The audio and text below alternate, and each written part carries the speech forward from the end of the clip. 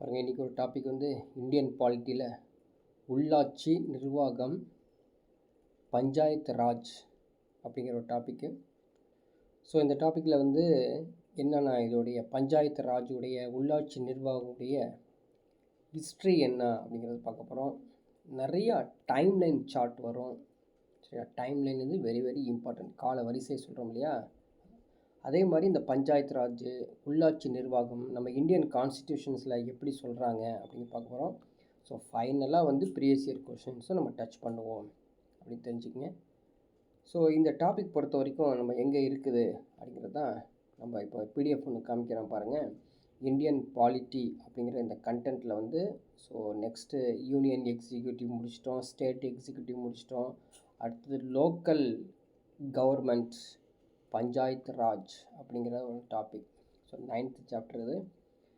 இதில் பார்த்திங்கன்னா எங்கெங்கே இருக்குது பாருங்க. 6th ஸ்டாண்டர்ட் சிவிக்ஸில் டேம் 3ல் இருக்குது, லெசன் 2ல் இருக்குது. 9th standard civics, 12th standard பாலிட்டியில் இருக்குது. ஸோ எல்லாமே சேர்த்து தான் இந்த பார்ட்டில் நம்ம சொல்ல போகிறோம்.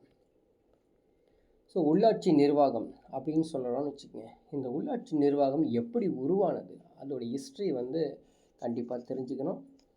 ஸோ ஆரம்ப காலம் அப்படின்னு எடுத்துக்கிட்டோன்னா நம்ம ராஜா காலம்லாம் நம்ம கணக்கெடுக்க மாட்டோம். பிரிட்டிஷ் இந்தியா இருந்தாங்க இல்லையா, ஆங்கிலேயர்களுடைய ஆட்சி காலத்தில் எப்படி இவங்க உருவாக்கியிருக்காங்க அப்படிங்கிறது தான் ஃபஸ்ட்டு பார்க்க போகிறோம். எல்லாமே டைம் லைனாக இருக்கும். ஸோ இயர், அந்த நடந்த நிகழ்வுகள் அதை ஸ்ட்ராங்காக படித்து வச்சுக்கோங்க. Direct questions, match the following, இது மாதிரி நிறையா கொஸ்டின்ஸ் கேட்க வாய்ப்பு இருக்குது இந்தியன் பாலிட்டி அப்படிங்கிற யூனிட்லேருந்து. ஃபஸ்ட்டு பாருங்கள், ஃபஸ்ட்டு டைம்லைன் சொல்கிறோம். 1870 1870 இந்த உள்ளாட்சி நிர்வாகம் உருவாவதற்கான பின்னணி என்ன, பேக்ரவுண்ட் என்னன்னு பார்த்தீங்கன்னா, லார்ட் மாயோ அப்படின்னு ஒருத்தர், லார்ட் மாயோஸ் ரெசொல்யூஷன், அதுதான் முக்கியமானது. சரிங்களா? அதாவது லார்ட் மேயாவின் தீர்மானம் 1870 இந்த உள்ளாட்சி நிர்வாகத்துக்கு ஒரு அடிக்கல் நாட்டியது. பிறகு 1882 ரிப்பன் ரெசொல்யூஷன் அப்படின்னு சொல்லுவோம். ஓகேங்களா? Ripon resolution. So Ripon resolution அப்படின்னா ரிப்பன் தீர்மானம் 1882 இந்த உள்ளாட்சி நிர்வாகத்துக்காக. பிறகு 1907 1907 Royal Commission. So Royal Commission on decentralisation. So இங்கிலீஷில் எழுதுகிற, தமிழில் சொல்கிறேன், டீசென்ட்ரலைசேஷன். என்ன அப்படின்னா, பரவலாக்கத்திற்கான Royal Commission. 1919 Montagu சாம்ஸ்ஃபோர்ட்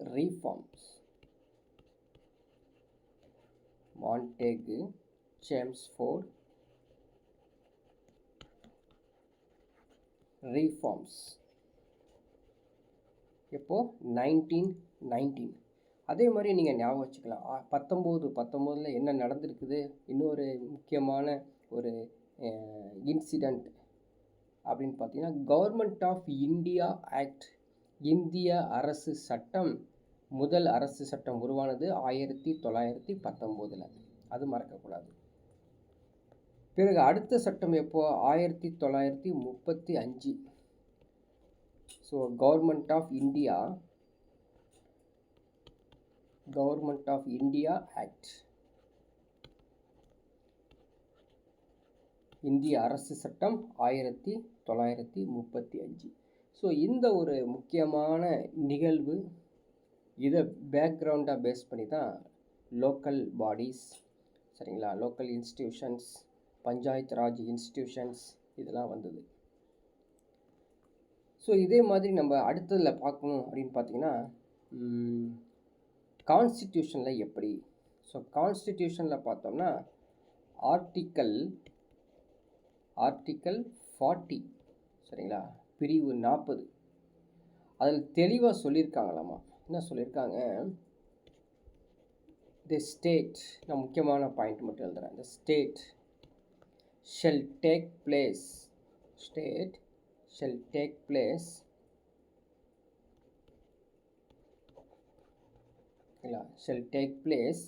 step to organize village panchayat அப்படின்னு ஒரு ஸ்டேட்மெண்ட் வந்திருக்குது. And endow them such powers and authorities அப்படின்னு சொல்லி இந்த தொடர்ந்து இந்த ஆர்டிக்கல் 40 சொல்லப்பட்டுள்ளது. பிரிவு 40 மாநில கிராம பஞ்சாயத்துகளை ஒழுங்கமைக்க நடவடிக்கைகள் எடுக்கும். மாநிலம் கிராம பஞ்சாயத்துகளை ஒழுங்கமைக்க நடவடிக்கைகள் எடுக்கும். தன்னாட்சி அலகுக்கான செயல்படக்கூடிய அதிகாரத்தை வழங்கும் அப்படிங்கிறதான் ஆர்டிக்கல் 40 சொல்லியிருக்காங்களாமா. அப்போது பஞ்சாயத்து ராஜ் அப்படின்னு சொல்கிறதுக்கு முன்னாடி இது எப்போங்க உருவானுச்சு, எப்போ ஃபஸ்ட்டு எஸ்டாப்ளிஷ் பண்ணாங்க அப்படின்னு கொஞ்சம் திங்க் பண்ணி பார்த்தோம்னா ராஜஸ்தான் தான். ஸோ ராஜஸ்தானில் தான் the first state to establish panchayat Raj. புரியுதுங்களா? ஸோ பஞ்சாயத்து ராஜ் அப்படிங்கிற ஒரு அமைப்பு முதல் மாநிலம் எது அப்படின்னா ராஜஸ்தான். ஓகேங்களா? பிறகு நாக்பூர், அடுத்தது நாக்பூரில் ஃபுல்லாகவே இம்ப்ளிமெண்ட் பண்ணாங்க. எப்போது? அக்டோபர் 2 1959 சரிங்களா. அக்டோபர் 2 இந்த இடத்துல வந்து நாக்பூர் கிடையாது, நாகூர், தமிழ்நாட்டில் இல்லைங்களா. ராஜஸ்தானில் இந்தியாவில், தமிழ்நாட்டில் கேட்டாங்கன்னா நாகூர். ஸோ நாகூரில் தான் அக்டோபர் 2 1959 பஞ்சாயத்து சிஸ்டம் இம்ப்ளிமெண்ட் பண்ணாங்க. ஸோ நிறையா ப்ராசஸ் நடந்திருக்குது. அரசியலமைப்பு செயல்முறைகள் நிறைய திருத்தங்கள்லாம் கொண்டு வந்திருக்காங்க இந்த பஞ்சாயத்து ராஜுக்காக. என்னென்ன அந்த திருத்தங்கள் கொண்டு வந்தாங்க, என்னென்ன அமெண்ட்மெண்ட் பில்ஸ் கொண்டு வந்தாங்க அப்படிங்கிறது பார்க்கலாம். ஃபஸ்ட்டு அந்த அமெண்ட்மெண்ட் பில்ஸ் 1989, அதாவது 64th கான்ஸ்டிடியூஷனல்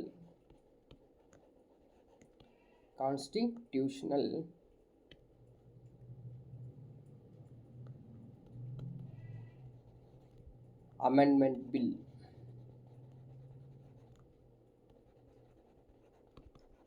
சரிங்களா, அதாவது 64வது அரசியல் அமைப்பு திருத்த மசோதா 1989 இந்த பஞ்சாயத்து ராஜுக்காக எடுக்கப்பட்டுள்ளது. பிறகு 1992 73வது 73rd கான்ஸ்டிடியூஷனல் அமெண்ட்மெண்ட் ஆக்ட் சரிங்களா, அது கொண்டு வந்தாங்க, சட்டமே கொண்டு வந்தாங்க. 73வது அரசியலமைப்பு திருத்த சட்டம் கொண்டு வந்தாங்க. இந்த சட்டத்தின் காரணமாக, அது 73வது இந்திய அரசியலமைப்பு சட்டத்தின் காரணமாக 24 ஏப்ரல் 1993 கேம் இன்டு ஃபோர்ஸ் நடைமுறைக்கு வந்ததுங்க. பஞ்சாயத்து ராஜ் சிஸ்டம் நடைமுறைக்கு வந்த 24 ஏப்ரல் 1993. பிறகு என்ன பண்ணாங்க அப்படின்னு பார்த்தீங்கன்னா, ஆர்டிக்கல் 243 சரிங்களா. ஸோ ஆர்டிக்கல் 243 லைட்டாக சேஞ்ச் பண்ணாங்க. இது 11th ஷெட்யூலில் இருக்குது, 11வது அட்டவணையில் உள்ளது. எத்தனாவது பகுதி அப்படின்னா பார்ட் 9 ஓகேங்களா. ஸோ பகுதி 9 11வது அட்டவணைப்படி அந்த கட்டுரையில் 243 முதல் சரிங்களா 243 முதல் ஆர்டிக்கல் 243 ஓ வரை நிறையா வந்து சேஞ்சஸ் கொடுத்தாங்க. கிட்டத்தட்ட 29 ஃபங்க்ஷனல்ஸ் ஐட்டம்ஸ் வந்து சேர்த்தாங்க. 29 ஃபங்க்ஷனல் ஐட்டம்ஸ், அதாவது செயல்பாட்டு உருப்படிகள்லாம் கொண்டு வந்தாங்க. இதை வந்து 2 விதமான பாடிஸ் சரிங்களா 2 விதமாக சட்டத்தை ஏற்றுறாங்களாம். ஒன்று வந்து கம்பல்சரி பாடி. ஸோ கம்பல்சரி பாடினா என்ன அர்த்தம்? கட்டாயம். இன்னொன்று வந்து வாலண்டரி பாடி. வாலண்டரி பாடி அப்படின்னா தன்னார்வ சட்டம், கட்டாய சட்டம் அப்படின்னு சொல்லி 2 சட்டங்கள் உருவாக்கி இம்ப்ளிமெண்ட் பண்ணியிருக்காங்க. ஸோ இம்ப்ளிமெண்ட் பண்ணால் போதுமா? அதை அப்படியே ஸ்ட்ரக்சரைஸ் பண்ணணும் இல்லைங்களா? அதை வந்து ஒரு கட்டமைப்பு பண்ணால் தான் அந்த பஞ்சாயத்து ராஜ் வந்து கண்டினியூட்டி ஆகும். அதுக்காக என்ன பண்ணாங்க இந்தியன் கவர்மெண்ட்ஸ் அப்படின்னு பார்த்தீங்கன்னா, கமிட்டிஸ் சரிங்களா, நிறைய கமிட்டிஸ் வந்து போட்டாங்க. என்னென்ன அந்த கமிட்டிஸ் எப்போ போட்டாங்க அப்படிங்கிறதும் நம்ம தெரிஞ்சுக்கணும். குழுக்கள், பஞ்சாயத்து ராஜ் தொடர்பான குழுக்கள், நிறைய குழுக்கள் உருவாக்குனாங்க. அந்த குழுக்கள் என்னன்னு பார்க்கலாம். 1957 சரிங்களா, பல்வந்த் ராஜ் எல்லாம் படித்து வச்சுக்கோ, கேட்பாங்க. பல்வந்த் ராஜ் மெஹ்தா, பல்வந்த் ராஜ் மெஹ்தா கமிட்டி உருவானது. பரிந்துரை கொடுக்குறாங்க, ஸோ ரெக்கமெண்டேஷன் கொடுக்குறாங்க பஞ்சாயத்து ராஜ் தொடர்பாக. 1977 அசோக் மெஹ்தா, தமிழ்லே அதான் இங்கிலீஷில் அதான், அசோக் மெஹ்தா குழு கமிட்டி, அவங்க வந்து இதுக்கு தொடர்பாக ரெக்கமெண்டேஷன் கொடுக்குறாங்க. 1985 ஜி.வி.கே. ராவ், ஜி.வி.கே. ராவ் கமிட்டி. பிறகு 1986 ஃபுல்லாக டைம்லைன் சார்ட்டாக இருக்கும்பா. வெறும் இயரு நடந்த நிகழ்வாக இருக்கும். டைரக்ட் எக்ஸாமில் கேட்கக்கூடிய கொஷின்ஸு சிறப்பாக படிங்க, நம்பர் ஆஃப் டைம்ஸ் படிங்க. ஸோ 1986 எல்.எம். சிங்வி அப்படிங்கிற ஒரு கமிட்டி உருவாக்குனாங்க, குழு உருவாக்குனாங்க. 1988 துங்கான், THUNGON, துங்கான் கமிட்டி.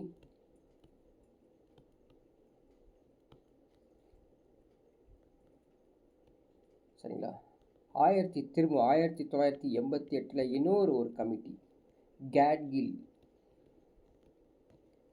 கேட்கில் கமிட்டி. ஸோ நிறைய குழுக்கள் உருவாகிட்டே இருந்தது. ஓகேங்களா. பிறகு என்ன செஞ்சுருக்காங்க அப்படின்னு பாருங்கள். 1978 ரிப்போர்ட் சப்மிட் பண்ணுறாங்க. சரிங்களா. யாருடைய ரிப்போர்ட் அப்படின்னு பார்த்தா, டன்ட்வாலா கமிட்டி ரிப்போர்ட்.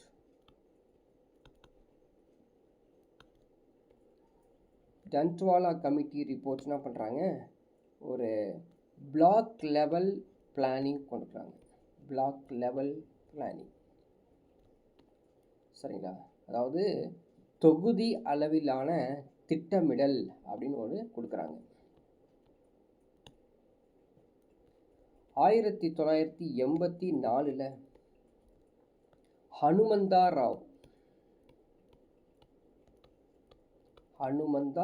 ராவ் கமிட்டி.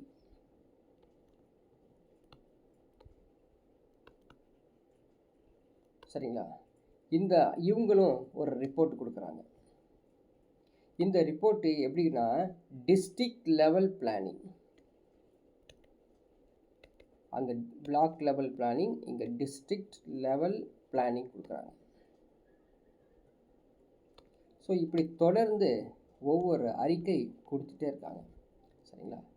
இப்போ பார்த்தோம் இல்லையா, இந்த லிஸ்ட் ஆஃப் கமிட்டிஸ் அவங்க ஒன்று ஒன்று எப்படி கொடுத்துருக்காங்க, என்னென்ன சொல்லியிருக்காங்க அப்படிங்கிறத அந்த பஞ்சாயத்து ராஜை பற்றி பார்க்க போகிறோம். ஓகேங்களா? ஸோ ஃபஸ்ட்டு நம்ம பார்க்கக்கூடியது அப்படின்னு பார்த்தீங்கன்னா 1957 கொடுக்கப்பட்டுள்ள பல்வந்த் ராய் மெஹ்தா கமிட்டி. பல்வந்த்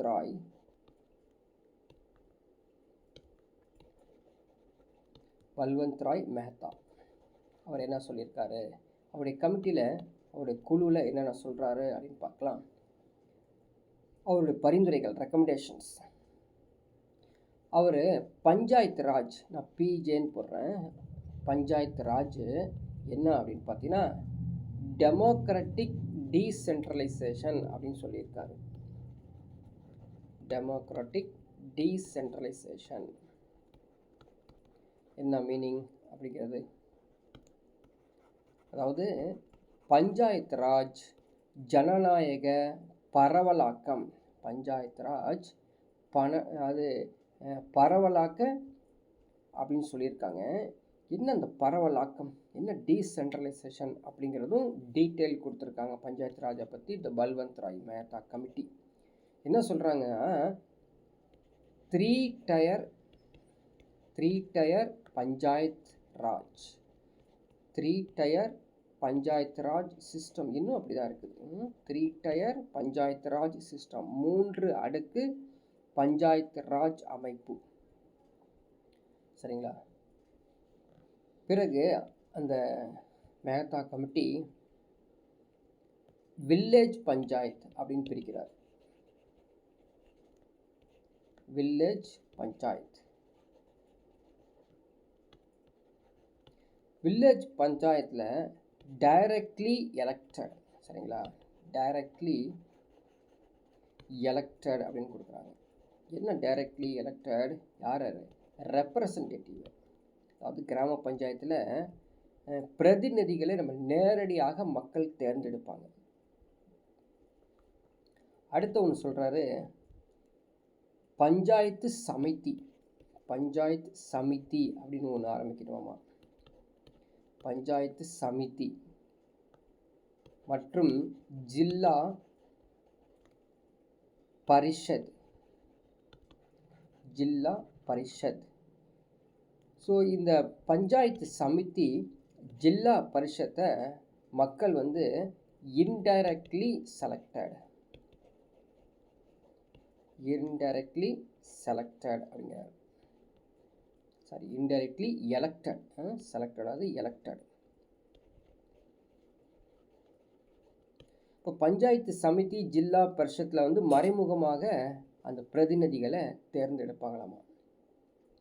இவங்க டோட்டலாக இருப்பாங்க பார்த்தீங்களா, இவங்க தான் இந்த லோக்கல் பாடிஸ்க்கு பவராகவும் இருப்பாங்க, ஃபங்க்ஷன்ஸாகவும் இருப்பாங்க அப்படின்னு சொல்கிறாங்க. ஸோ இந்த பல்வந்த் ராஜ் மெஹ்தா குழு கொடுத்தாங்க பார்த்தீங்களா, இவங்க என்னென்ன சொல்லியிருக்காங்க அப்படிங்கிறது ஒரு முக்கியமானது. இதுக்கு முன்னாடி வந்து பார்த்திங்கன்னா 1952, சரிங்களா, 1952 என்ன அப்படின்னா கம்யூனிட்டி டெவலப்மெண்ட் ப்ரோக்ராம் CDP அப்படின்னு இருந்தது. 1952 கம்யூனிட்டி டெவலப்மெண்ட் ப்ரோக்ராம் அப்படின்னு இருந்தது. 1953 national social extension plan, NSEP, national social extension plan, தேசிய சமூக நீட்டிப்பு திட்டம், CDP கம்யூனிட்டி டெவலப்மெண்ட் ப்ரோக்ராம் அப்படின்னா சமூக மேம்பாட்டு திட்டம். இந்த 2 திட்டத்தை அப்படியே சேர்த்து இந்த பல்வந்த் ராய் குழு எப்போ அப்படின்னா ஜனவரி மாதம் 1957 இந்த குழு உருவாகி நம்ம வந்து வேலையை ஆரம்பிக்கிறாங்க. ஜனவரியில் ஆரம்பித்து எப்போ ரிப்போர்ட் சப்மிட் பண்ணுறாங்க அப்படின்னு பார்த்தீங்கன்னா, இந்த ரிப்போர்ட்டு நவம்பர் மாதத்தில் நவம்பர் 1957 அவங்க ரிப்போர்ட்டை சப்மிட் பண்ணுறாங்க, அறிக்கையை சமர்ப்பிக்கிறாங்க. இந்த அறிக்கையில் தான் இத்தனை டீட்டெயில்ஸ் சொல்கிறாங்க. 3 டயர் பஞ்சாயத்து சிஸ்டம் நாம் கொண்டு வருவோம். அது எப்படிங்க 3 டயர் பஞ்சாயத்து சிஸ்டம் அப்படிங்கிறது? இந்த 3 டயர் எது தெரியுங்களா? ஒன்று வந்து டிஸ்ட்ரிக்ட், டிஸ்ட்ரிக்ட் மாவட்டம், பிளாக் வட்டாரம், வில்லேஜ் கிராமம், இன்னும் இருக்குது, நடைமுறையில் இருக்குது. இந்த சிஸ்டத்தை அப்படியே கொண்டு போய் என்ன பண்ணுறாங்க, 1958 நிறையா வந்து கவுன்சில்ஸ் கொண்டு வராங்க. These recommendation were adopted by the National Development Council. So NDC அவங்க எடுத்து பார்க்குறாங்க. அதாவது தேசிய வளர்ச்சி கவுன்சில் ஓகே நீங்கள் சொல்கிறது சரிதான் அப்படின்னு சொல்லி அவங்க ஒத்துக்கிட்டாங்க. சரிங்களா? அதனால் the project was first launched by Nehru. Nehru தான் அந்த ப்ராஜெக்டை வந்து லான்ச் பண்ணுறாரு. எங்கே லான்ச் பண்ணுறாரு தெரியுங்களா? நாகூர் மாவட்டத்தில். நாகூர் எங்கே? நாகூர்னா நம்ம தமிழ்நாடு நாகூர் இல்லை, ராஜஸ்தான் நாகூர். சரிங்களா? ஸோ ராஜஸ்தானில் இருக்கக்கூடிய நாகூர் அப்படிங்கிற ஒரு மாவட்டம். அந்த மாவட்டத்தில் அக்டோபர் 2 படித்தோம் இல்லையா? அக்டோபர் 2 1959 ஜவஹர்லால் நேரு இம்ப்ளிமெண்ட் பண்ணி அதை வந்து தொடங்கி வைக்கிறாருங்க. அதனோட இப்படி கண்டினியூவாக போயிட்டே இருக்குது. இப்போது இந்த பஞ்சாயத்து ராஜ் ஸ்டார்ட் பண்ணிட்டோம், போயிட்டுருக்குல்ல. இதில் வந்து நிறைய சேஞ்சஸ், நிறைய குழுக்கள் உருவாக்குறாங்க. நிறைய குழுக்கள் உருவானது இந்தியா முழுக்க. அந்த குழு என்னென்னா அப்படிங்கிறது பார்க்கலாம். 1960 பஞ்சாயத்து, ஸோ ஒவ்வொரு பஞ்சாயத்துன்னு எழுதலை, ஷார்ட் ஃபார்மில் எழுதிக்கிறேன். சரிங்களா? பஞ்சாயத்து புள்ளியியல். சரிங்களா? புள்ளியியல் ஸ்டாட்டிஸ்டிக், புள்ளியியல் பகுத்தறிவு குழு உருவானுச்சு. பகுத்தறிவு குழு. ஸோ வந்து இந்த குழுவும் இந்த பஞ்சாயத்தும் அடிக்கடி வரதுனால நான் வந்து கொஞ்சம் குழுவை ஸ்டாப் பண்ணிக்குவேன், முக்கியமான மேட்ரு மட்டும் எழுதுகிறேன். இது 1961. 1960 அப்புறம் 61 பஞ்சாயத்து மற்றும் கூட்டுறவு கோஆப்ரேட்டிவ் சொசைட்டி சொல்கிறோம் பார்த்தீங்களா? ஸோ கூட்டுறவு பணிக்குழு வந்து ஸ்டார்ட் ஆகுது.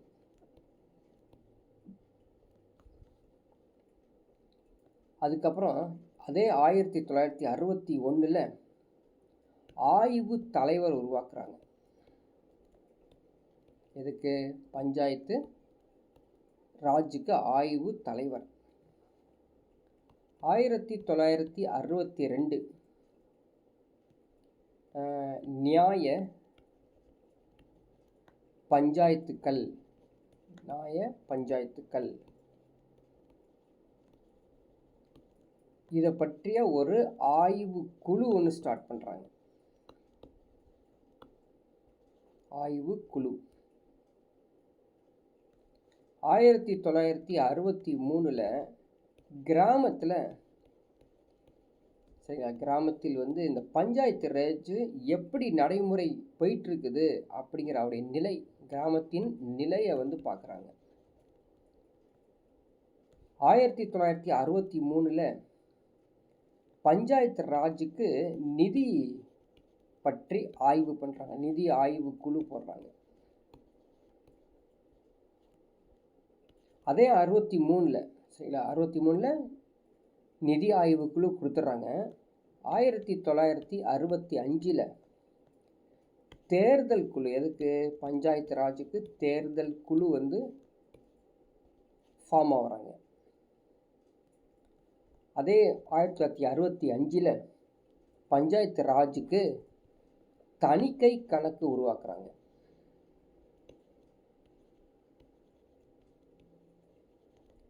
தணிக்கை கணக்கு வந்து ஸ்டார்ட் பண்ணுறாங்க. 1966 பஞ்சாயத்து ராஜ் பயிற்சி, சரிங்களா, பயிற்சி மையங்கள், ட்ரைனிங் சென்டர்ஸ் வந்து ஸ்டார்ட் பண்ணுறாங்க. 1969 சீர்திருத்தங்கள் கொண்டு வராங்க, ரீஃபார்ம்ஸ் கொண்டு வராங்க.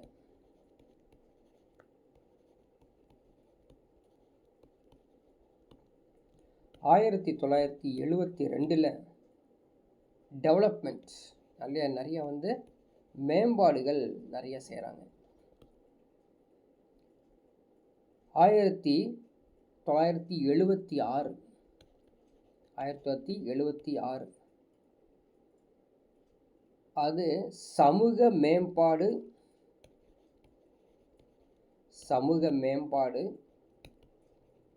மற்றும் பஞ்சாயத்து ராஜ் குழு அப்படின்னு உருவாக்குறாங்க. ஸோ இந்த ஒரு கமிஷனுக்கு அப்புறம் நிறையா சேஞ்சஸ் வந்து நடந்தது. எப்போ 1976 வரைக்கும். யாருடைய இந்த பரிந்துரை அப்படின்னு பார்த்தீங்கன்னா, நம்ம ஏற்கனவே பார்த்த பல்வந்த் ராய் மெஹ்தா, சரிங்களா, அவருடைய ரிப்போர்ட்டுல எவ்வளோ சேஞ்சஸ் வந்து நடக்குது, பஞ்சாயத்து ராஜ் ஸ்ட்ராங் ஆகுது. பிறகு பஞ்சாயத்து ராஜுக்கு அடுத்த ஒரு மைல்கல் அப்படின்னு பார்த்தீங்கன்னா 1977, மறக்க முடியாது. 1977 யார்? Ashok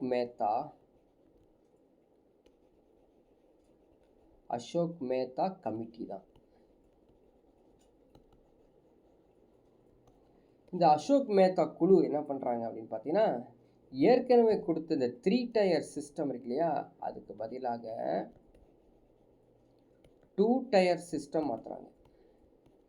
2 tier system. அந்த 2 டயர் 2 அடுக்கும் என்ன அப்படின்னு பார்த்தீங்கன்னா, ஒன்று வந்து ஜில்லா பரிஷத்,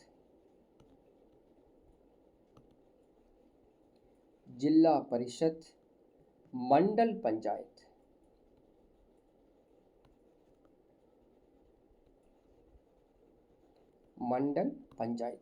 சரிங்களா, தமிழ்லே அதுதான். பிறகு என்னன்னா, இதுக்கப்புறம் பஞ்சாயத்து தேர்தல்களில் அனைத்து மாவட்டங்களிலும் அரசியல் கட்சிகளின் அதிகாரப்பூர்வ பங்கேற்பு கொண்டு வராங்க. சரிங்களா, official participation.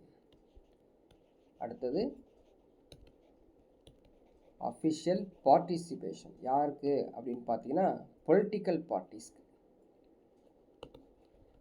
Official participation of political parties.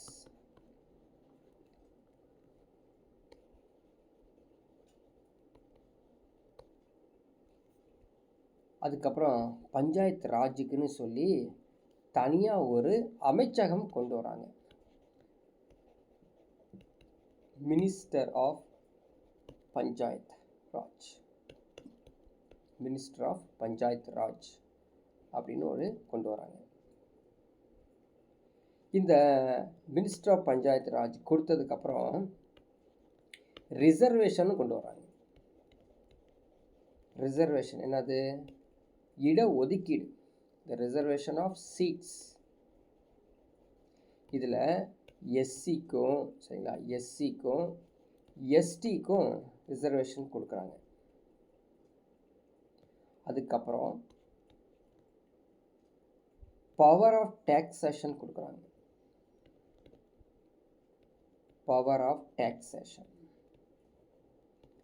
அது வரி விதிப்பு அதிகாரம் யாருக்கு அப்படின்னு பார்த்தீங்கன்னா பிஆர்ஐஎஸ்க்கு. இப்படி இந்த அசோக் மேத்தா குழு பரிந்துரைகள் கொடுத்துக்கிட்டே இருக்குது. இந்த அசோக் மேத்தா குழு 1977 டிசம்பர், இல்லைங்களா, டிசம்பர் ஜனதா கவர்மெண்ட், அப்போதைக்கு இருந்தது யார்? ஜனதா பார்ட்டி இருந்தாங்க, ஜேபி. அந்த ஜனதா கவர்மெண்ட்டு தான் இந்த கமிட்டியை வந்து பரிந்துரையை ஏற்றுக்கிறாங்க. இது கமிட்டிக்கு தலைவர் பேர் அசோக் மேத்தா தான். அவர் தான் சேர்மன்ஷிப் ஆஃப் அசோக் மேத்தா. 1977 அவருடைய ரிப்போர்ட்லாம் கொடுத்துட்றாரு.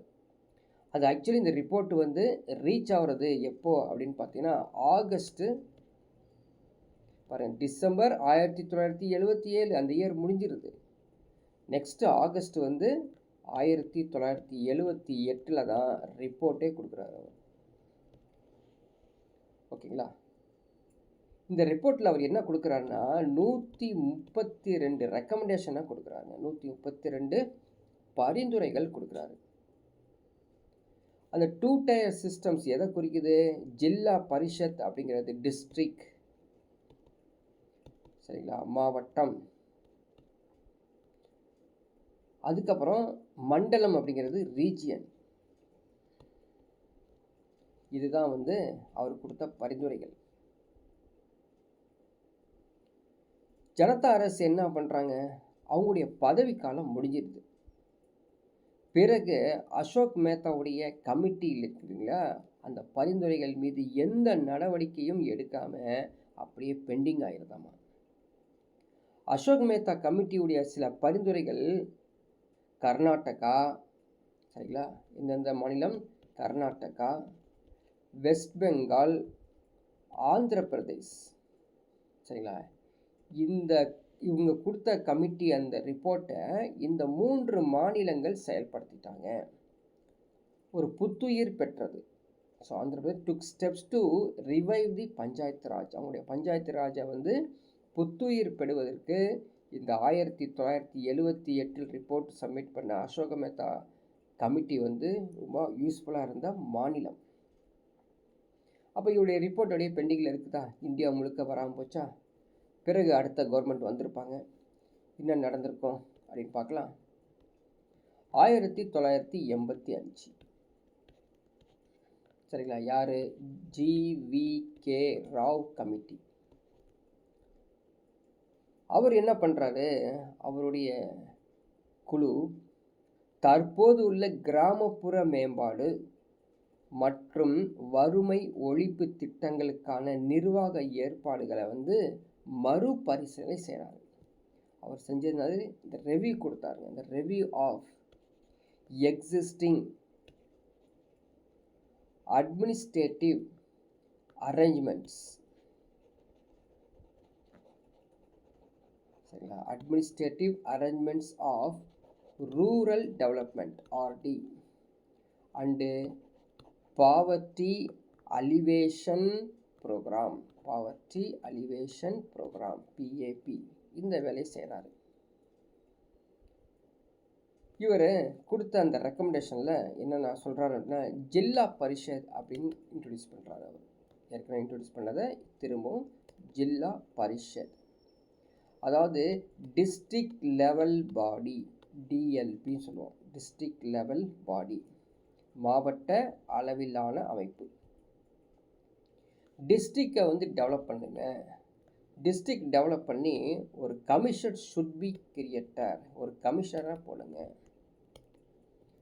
டிஸ்ட்ரிக்ட் லெவலில் ஒரு கமிஷனரை போடுங்க. மாவட்ட மேம்பாடு ஆணையரை உருவாக்குங்க. பிறகு என்ன பண்ணுங்க? ரெகுலர் எலெக்ஷன்ஸ் கொண்டு வாங்க அப்படிங்கிறாரு இவருடைய ரிப்போர்ட்டில். சரிங்களா? ஸோ 1985 ஊரக வளர்ச்சி பண்ணுங்க, வறுமை ஒழிப்பு கொடுங்க அப்படின்னு சொல்கிறாரு. இவருடைய பரிந்துரையில் ஒரு கமெண்ட்ஸ் கொடுக்குறாருங்க. என்ன கமெண்ட்ஸ் கொடுக்குறான்னா கிராஸ் வித்தவுட் ரூட் அப்படிங்கிறாரு. கிராஸ் வித்தவுட் ரூட் அப்படின்னு அர்த்தம் வேர் இல்லாத புல் அப்படிங்கிற, வேர் இல்லாத புல். அப்போது திட்டமிடல் மேம்பாட்டிற்கான சரியான அழகு மாவட்டம் தான். சரிங்களா?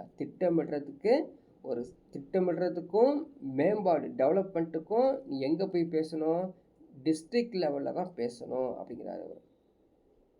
ஜில்லா பரிஷத்து தான் நீங்கள் வந்து முதன்மை அமைப்பாக வச்சுக்கணும் அப்படின்னு சொல்கிறது யாருன்னா இந்த GVK ராவ். அடுத்த வருடமே 1986 LM சிங்வி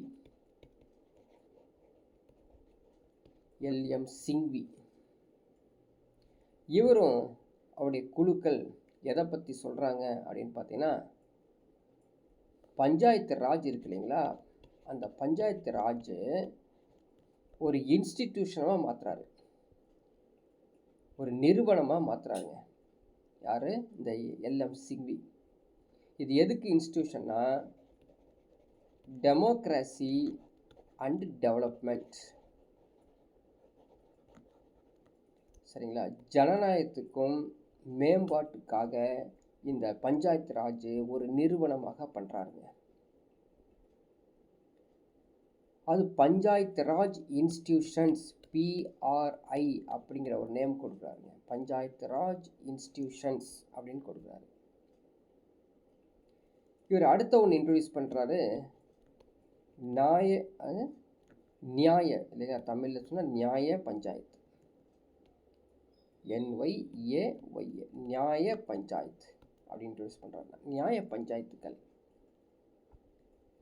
இந்த நியாய பஞ்சாயத்துக்களை யார் கவனிக்கிறாங்கன்னா, கிராம சபா.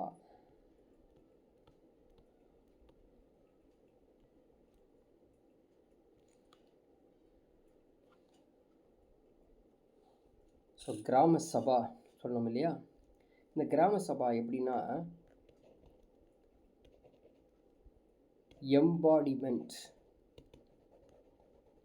எம்பாடிமெண்ட் ஆஃப் டைரக்ட் டெமோக்ரஸி அப்படின்னு சொல்லியிருக்காரு.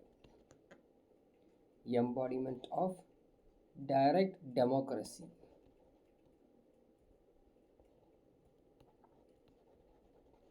தமிழில் என்ன அப்படின்னு பார்த்தீங்கன்னா, கிராம சபா நேரடி ஜனநாயகம், நேரடி ஜனநாயகம் அப்படின்னு சொல்லியிருக்காரு. அது இல்லாமல் ஜுடிஷியல் ட்ரைபனல்ஸ்,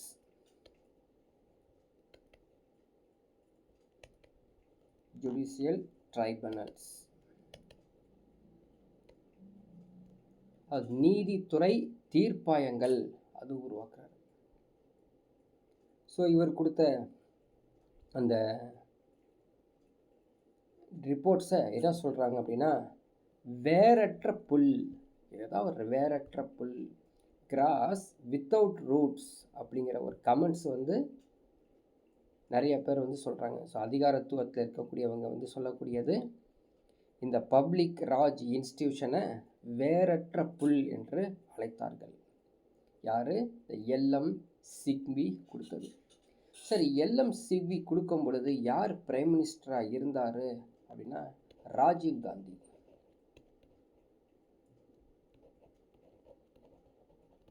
ராஜீவ் காந்தி உடைய கவர்மெண்ட் இருக்கும்போது அந்த எல்எம் சிங்வி தலைமையில் 1986 தான் செஞ்சார். ஜனநாயகம் மற்றும் வளர்ச்சிக்கான பஞ்சாயத்து ராஜ் நிறுவனங்கள் மறுமலர்ச்சி அடைந்தது. பிறகு 1988 யாருங்க? துங்கூன் கமிட்டி.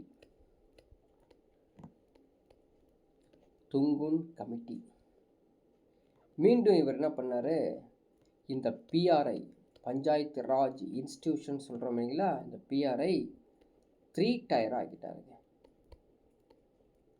3 டயர். ஆரம்ப காலத்தில் இவர் சொன்னார் பார்த்தீங்களா, மெஹத்தா, அதே மாதிரி என்ன சொன்னார், வில்லேஜ் ஃபஸ்ட்டு அப்படின்னாரு. அதுக்கப்புறம் பிளாக், வட்டம், அதுக்கப்புறம் தான் டிஸ்ட்ரிக்ட் அப்படின்னாரு. அதே மாதிரி ஒவ்வொரு மாநிலத்திலும் இந்த PRIக்கு வந்து 5 வருட பதவி காலம் அப்படின்னு கொடுத்தாரு. அது ஃபிக்ஸ்டு டென்யூர் கொடுத்தாருங்க. ஃபிக்ஸ்டு டென்யூர் எவ்வளோ? 5 இயர்ஸ்க்கு. அது இல்லாமல் ஸ்டேட் ஃபைனான்ஸ் கமிஷனை உருவாக்குனார்.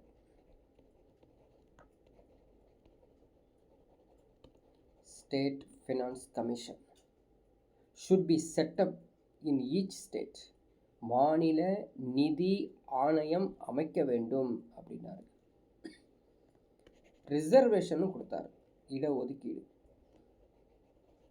ஸோ ரிசர்வேஷன் ஆஃப் சீட்ஸ் எப்படி கொடுத்தார் அப்படின்னு பார்த்தீங்கன்னா, as usual SC ST extra வந்து உமன்ஸ்க்கும் கொடுத்துட்டார்.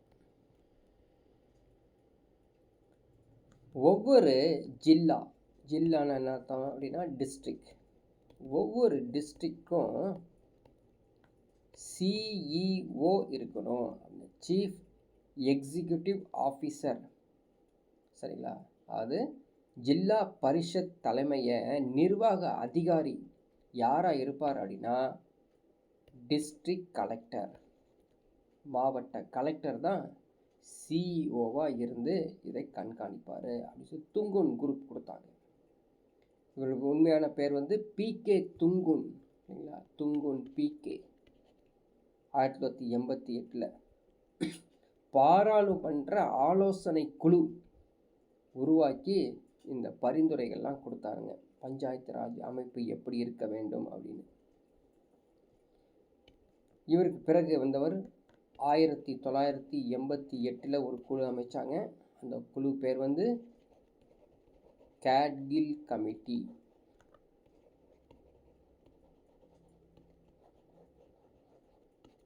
கேட்கில் கமிட்டி இவர் கொஞ்சம் வித்தியாசமாக எக்ஸ்பிளைன் பண்ணுறாரு பஞ்சாயத்து ராஜ். பிஆர்ஐ ஓகே தான், அதாவது panchayat Raj institutions okay, but இதை கொஞ்சம் என்ன பண்ணுங்க, கான்ஸ்டிடியூஷனல் ஸ்டேட்டஸ்க்கு கொண்டு வாங்க அப்படின்னாரு. கான்ஸ்டிடியூஷனல் ஸ்டேட்டஸ், பஞ்சாயத்து ராஜ் அமைப்பை அரசியல் அமைப்பு அந்தஸ்து கொண்டு வராருங்க. இவரும் 3 tier சிஸ்டம் கொண்டு வந்துறாரு. 5 years ஃபிக்ஸ் பண்ணுறாரு durations, panchayat Raj institute duration. Direct election பண்ணணும் அப்படிங்கிறாரு. டைரக்ட் எலெக்ஷன் எதில் பண்ணணும்? இந்த ஆல் 3 வில்லேஜ், பிளாக்ஸ், டிஸ்ட்ரிக்ட்ஸ் இந்த 3லையும் பண்ணணும் அப்படிங்கிறாரு. அது இல்லாமல் லீவி கொண்டு வரணுன்றாரு. LEVY லீவி கொண்டு வரணும் அப்படிங்கிறாரு. லீவி, அதுக்கப்புறம் கலெக்ட், அதுக்கப்புறம் டேக்ஸ், டியூட்டிஸ் எல்லாத்தையும் கொண்டு வராரு. அதாவது பிஆர்ஐகளுக்கு வரிகள் வசூலிக்க அதிகாரம் அளிக்கப்பட வேண்டும். இதனால் என்ன ஆகும் அப்படின்னா SFC உருவாகும். SFCனா ஸ்டேட் ஃபினான்ஸ் கமிஷன், மாநில நிதி ஆணையம் உருவாக்குறோம். ஸ்டேட் எலெக்ஷன் கமிஷன், மாநில தேர்தல் ஆணையம் உருவாக்கலாம் அப்படின்னு சொல்கிறாரு இந்த கேட்கில் உடைய குழு. ஸோ இவருடைய ஆட்சி காலத்தில் யார் இருந்தாங்கன்னா காங்கிரஸ் தான் இருந்தாங்க. அவங்க தான் வந்து காங்கிரஸ் ஆட்சி இருக்கும்போது கேட்கில் தலைமையில் இது மாதிரி பரிந்துரைகள்லாம் கொடுத்துருக்காங்க.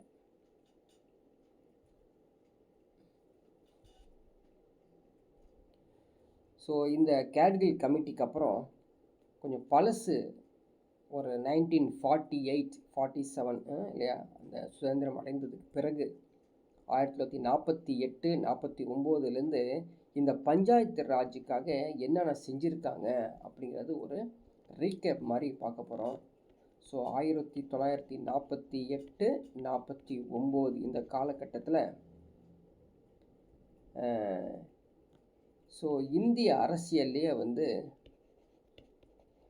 பஞ்சாயத்து ராஜ் ஒரு பெரிய பங்காமா. பஞ்சாயத்து ராஜ் அப்படிங்கிறது ஒரு பெரிய இம்பார்ட்டன்ட் ரோலாக மாறுறது 1948-49லேயே. 1950 எப்போ ஜனவரி 26 தான் எது இந்தியன் கான்ஸ்டிடியூஷன்ஸ் வந்து நடைமுறைக்கு வந்தது. அப்போயே வந்து பார்த்திங்கன்னா நிறையா பஞ்சாயத்து குறிப்புகள்லாம் கோட்பாடுகள்லாம் உள்ளே வந்துருச்சு. 1952 அக்டோபர் 2 சமூக மேம்பாட்டு திட்டத்தை உருவாக்கியிருக்காங்க. சமூக மேம்பாட்டு திட்டம். 1957 ஜனவரியில் இந்த பல்வந்த் ராய் அப்படிங்கிற அவர் தான் வந்து ஒரு குழு, பல்வந்த் ராய்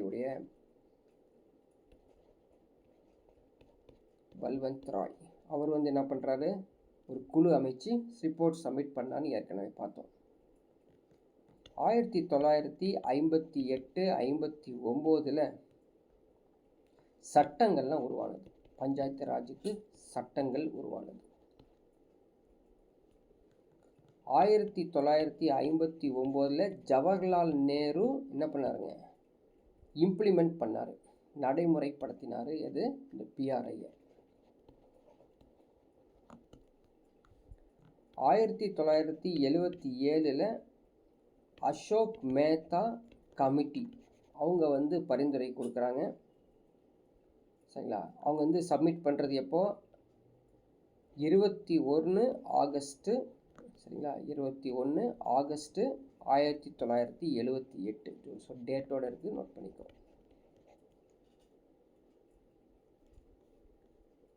1984 திட்ட கமிஷன் உருவாக்குறாங்க. திட்ட commission. So Hanumant Rao committee அவங்க வந்து அவங்களுடைய திட்ட கமிஷனை கொடுக்குறாங்க. 1985 ஜேவிகே ராவ் கமிட்டி அவர் கொடுக்குறாரு. பிறகு இந்த 85 வரைக்கும் நம்ம பழசு பார்த்தோம்ல. இப்போ 1986 அரசியல் அமைப்பாக மாறுது. பஞ்சாயத்து ராஜ் இந்தியன் கான்ஸ்டிடியூஷனாக மாறிடுதுங்க. இதை சஜஸ்ட் பண்ணுறது யாருன்னா, நவம்பர் 27, 1986 LM சிங்வின்னு பார்த்தோம் இல்லைங்களா, அவர் தான் LM சிங்வி. பஞ்சாயத்து ராஜுகளுக்கு அரசியலமைப்பு அந்தஸ்து கொடுக்கணும் அப்படின்னு சொல்கிறாரு. 1988 நம்ம துங்கோன் கமிட்டி இருக்காங்க இல்லையா, அவங்க வந்து ஒரு பார்லிமெண்ட்டில் ஆலோசனை குழு போடுங்க அப்படிங்கிறாங்க. பார்லிமெண்ட்டில் ஒரு ஆலோசனை குழு அப்படின்றாங்க. 1989 சட்ட திருத்தம் கொண்டு வராங்க. எப்போ? மே 15 அறிமுகப்படுத்துகிறாங்க. சரிங்களா? 64வது சட்ட திருத்தம், அமெண்ட்மெண்ட் பில்ஸ் பண்ணுறாங்க. பட் இம்ப்ளிமெண்ட் பண்ணுறது எப்போ அப்படின்னு பார்த்தீங்கன்னா 1990 அக்டோபர் 15 வர வேண்டியது என்ன ஆகுதுங்க, அப்படியே கேன்சல் ஆகி இந்த பில்லு ராஜ்யசபாவில் தோற்கடிக்கப்படுகிறது. சரிங்களா? தோற்கடித்தல். எங்கே? ராஜ்யசபாவில் தோற்கடித்தல். பாஸ் பண்ண முடியல. 1991 73வது சரிங்களா மற்றும் 74வது இந்திய அரசியலமைப்பு திருத்த சட்டங்கள் உருவாக்குறாங்க. 73ல் பஞ்சாயத்து ராஜ்னாங்க, 74ல் முன்சிபால் நகராட்சி அப்படின்ட்டாங்க.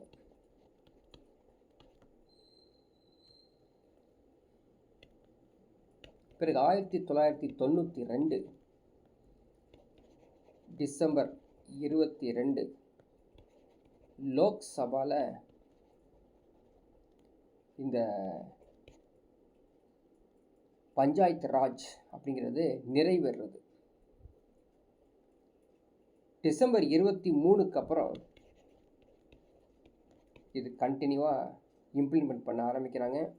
சரிங்களா? 1992 கிட்டத்தட்ட 73வது சட்ட திருத்தம் கொண்டு வந்து 1993 ஏப்ரல் 24 முதல் அமலுக்கு வருகிறது. இந்த பஞ்சாயத்து ராஜ் அப்படிங்கிற ஒரு இன்ஸ்டிடியூஷன்ஸ் அப்படிங்கிறத ஒரு சின்ன ரீகேப் ஹிஸ்ட்ரியை நம்ம பார்த்துருக்கோம்.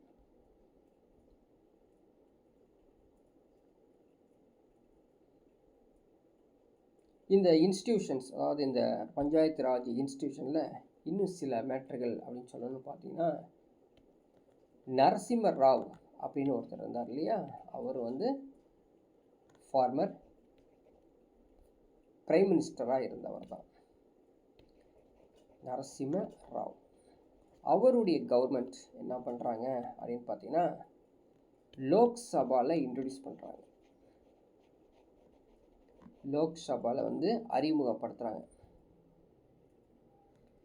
பிறகு செப்டம்பர் 1992 தான் அந்த 73வது அந்த அமெண்ட்மெண்ட் பில்ஸ் கொண்டு வராங்க.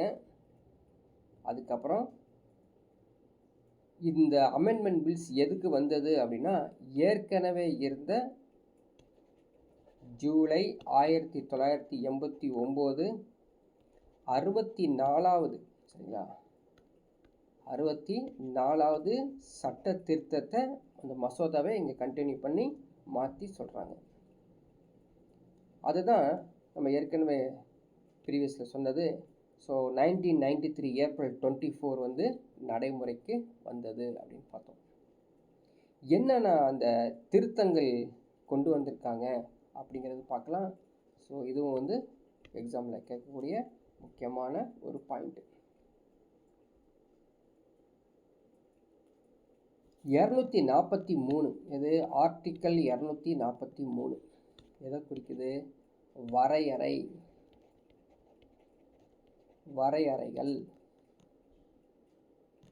243A கிராம சபை. 243B அரசியல் அமைப்பாக்குறது. எது? பஞ்சாயத்து ராஜ அரசியல் அமைப்பாக்குறது. 243C பஞ்சாயத்துங்கிற ஒரு அமைப்பை உருவாக்குறது. 243D ஓ வரைக்கும் பார்த்துருக்கோம், ஞாபகம் இருக்கா? அதான் இடஒதுக்கீடு, ரிசர்வேஷன் சீட்ஸ் கொடுக்கணும். 243E உறுப்பினர்களுடைய தகுதி. உறுப்பினர் தகுதி.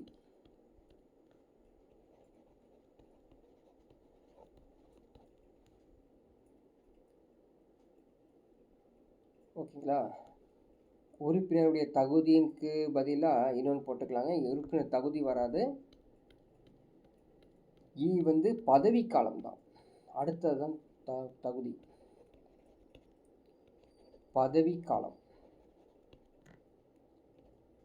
F எதை குறிக்குது அப்படின்னு பார்த்தீங்கன்னா, தகுதியை குறிக்கும். G வந்து அதிகாரத்தை குறிக்குது. H வந்து ரெஸ்பான்சிபிலிட்டி, பொறுப்புகள்.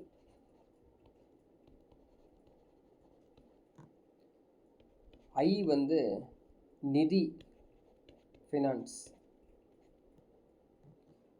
J வந்து அக்கௌண்ட்ஸ், கணக்கை சொல்றது, கணக்கு தணிக்கை.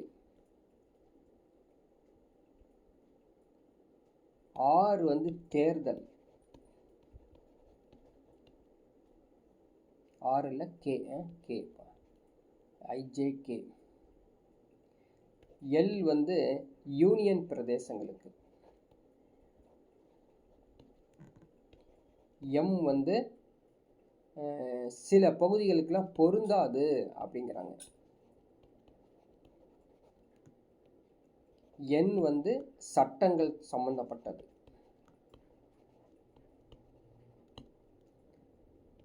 கடைசியா O நீதிமன்ற தேர்தலில் வந்து நீதிமன்றங்கள் தலையிடக்கூடாது அப்படின்னு முடிக்கிறாங்க. ஓகேங்களா? ஸோ அடுத்த கிளாஸில் நம்ம என்ன பண்ணுவோம், இதுவே வந்து ஒவ்வொரு கான்ஸ்டிடியூஷன்லையும் என்னென்ன கிளியராக சொல்கிறாங்க, அதாவது 243னா என்ன, அதோடைய வரையறை சொல்லியிருக்கோம் இல்லையா, அந்த வரையறை என்ன, 243ல் என்ன சொல்கிறாங்க அப்படிங்கிற டீட்டெயில்ஸ் இதுதான் இப்போ ரைட் நவ் இம்ப்ளிமெண்டேஷன் ஆகிருக்குது. ஸோ அது கண்டிப்பாக வந்து நெக்ஸ்ட் கிளாஸில் சொல்லலாம்.